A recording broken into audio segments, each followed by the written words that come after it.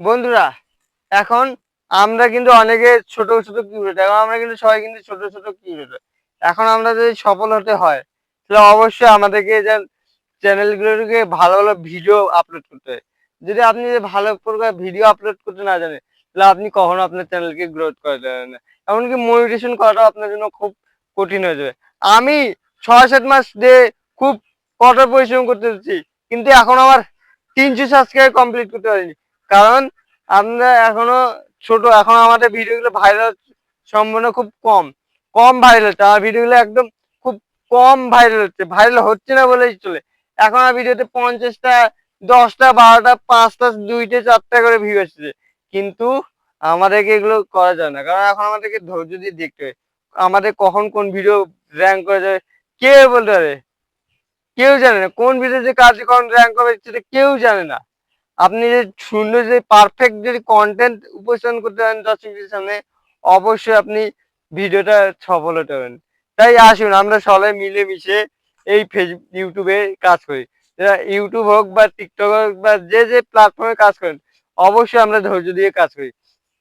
কারণ আমরা যদি ধৈর্য দিয়ে যদি সফলভাবে কাজ করতে পারি, তাহলে অবশ্যই আমরা সফল ক্রিয়েটর হতে পারবো।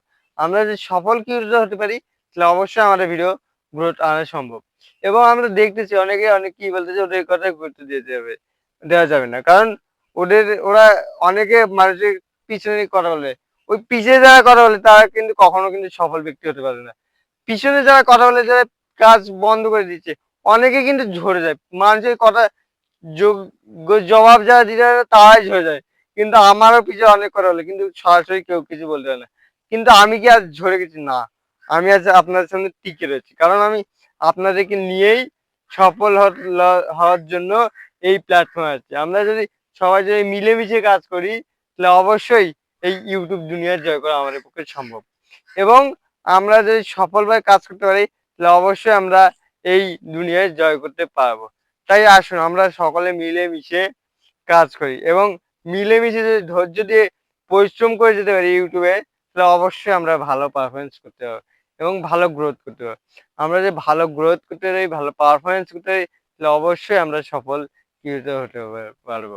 তাই আসুন আমরা সকলে মিলেমিশে একজোট হয়ে কাজ করি এবং সবাই মিলে প্রাকৃতিক যেই প্ল্যাটফর্মে কাজ করে, যেভাবে কাজ করে, সে সেইভাবেই কাজ করুন।